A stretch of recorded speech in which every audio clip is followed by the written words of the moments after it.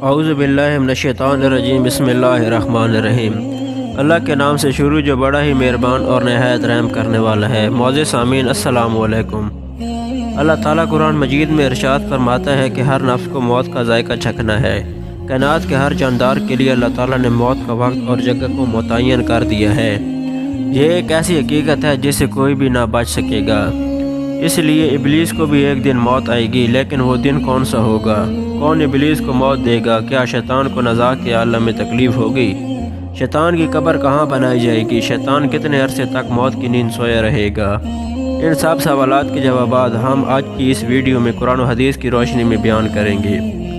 جب شیطان کو اللہ تعالیٰ نے جنت سے نکال دیا تو اس نے اللہ تعالیٰ سے قیامت تک کی مہلت مانگی کہ قیامت سے پہلے مجھے موت نہ آئے، لیکن اللہ تعالیٰ نے اسے وقت مقررہ تک یعنی ایک خاص وقت کے لیے مہلت دے دی، جسے قرآن مجید کی سورہ ہجر کی آیت نمبر 36 تا 38 میں یوں فرمایا گیا ہے۔ اس نے کہا، اے پروردگار، لوگوں کے زندہ کیے جانے تک مجھے مہلت دے۔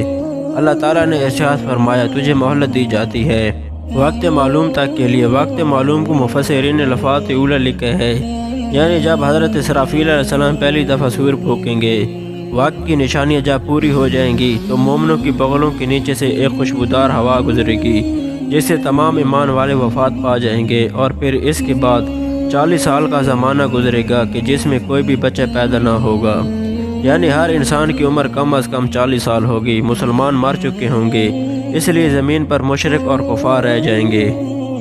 تفسیر دل المنور جلد نمبر 5 صفحہ نمبر 71 پر لکھا ہے کہ جب مومنین کی وفات کو 40 سال گزر چکے ہوں گے تو پھر حضرت اسرافیل علیہ السلام پہلی مرتبہ سور پھونکیں گے۔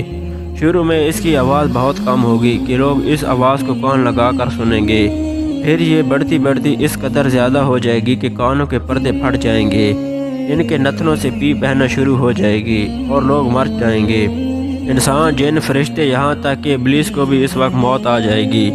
اس کے 40 سال بعد حضرت اسرافیل علیہ السلام دوسری مرتبہ سور پھونکیں گے تو پھر تمام مردے زندہ ہو جائیں گے اور قیامت قائم ہوگی اور میزان لگے گا، یعنی لفظہ اولا کے وقت ابلیس کو موت آئے گی اور لفظہ اولا اور لفظہ ثانیہ کے مابین 40 سال کا عرصہ ہوگا، اور یہ کہ ابلیس 40 سال تک مردہ رہے گا۔ محترم عزیز دوستو، اب اس بات پر روشنی ڈالتے ہیں کہ ابلیس کو موت کیسے آئے گی اور وہ یہ 40 سال مردہ حالت میں کہاں گزارے گا۔ اس سلسلے میں حضرت کعب بن احبر رضی اللہ تعالیٰ عنہ کی ایک مشہور روایت پیش کرتے ہیں۔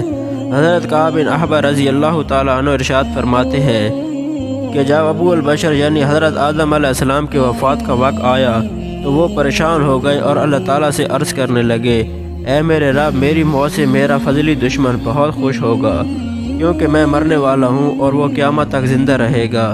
اسی وقت ملک الموت حضرت آدم علیہ السلام کی خدمت میں حاضر ہوئے اور فرمایا، اے حضرت آدم علیہ السلام، آپ وفات کے بعد جنت میں رہیں گے، جبکہ ابلیس قیامت تک دنیا میں رہے گا، اور پھر قیامت سے 40 سال پہلے اس کو ایسی موت آئے گی کہ وہ پوری دنیا کے انسانوں کی موت جتنی تکلیف برداشت کرے گا، اور پھر جہنم ہی اس کا ٹھکانہ ہوگا۔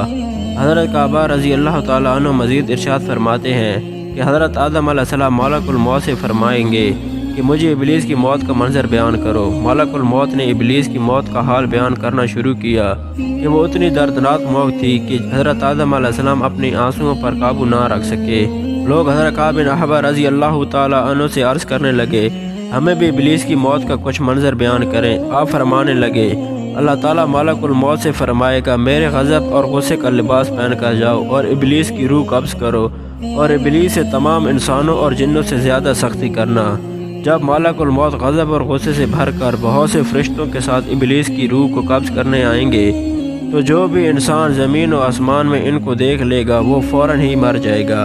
جب ملک الموت ابلیس کے پاس پہنچیں گے تو وہ دھاڑے مار مار کر روئے گا، پھر ابلیس کو موت کی تکلیف دی جائے گی جو کہ ساری مخلوق کی موت کی تکلیف سے بھی زیادہ ہوگی۔ ابلیس گھبرا کر مشرق کی طرف بھاگے گا تو کبھی مغرب کی جانب، لیکن ہر طرف سے اپنے سامنے ملک الموت کو پائے گا۔ سمندر میں چھپنے جائے گا تو سمندر اسے جگہ نہ دے گا، آسمان کی طرف بھاگے گا تو وہاں مقرر فرشتے اس کو آگ کے کوڑے ماریں گے۔ حضرت آدم علیہ السلام کی قبر کے پاس جا کر کھڑا ہو کر کہے گا، اے آدم علیہ السلام، تمہاری وجہ سے میں معلوم اور مردود بنا، کاش کہ تم پیدا ہی نہ ہوئے ہوتے۔ پھر ملک الموت سے کہے گا کہ کتنی سختی اور تکلیف کے ساتھ میری روح نکالو گے؟ تو ملک الموت فرمائے گا جتنے لوگ جہنم میں ہیں ان سب کی موت سے کہیں زیادہ تکلیف اور سختی کے ساتھ یہ سن کر ابلیس تڑپنے لگا اور چیخنا چلانا شروع کر دیا اور ادھر ادھر بھاگنے لگا اور اسی جگہ پہنچ گیا جہاں اس نے جنت سے نکلنے کے بعد پہلا قدم رکھا تھا۔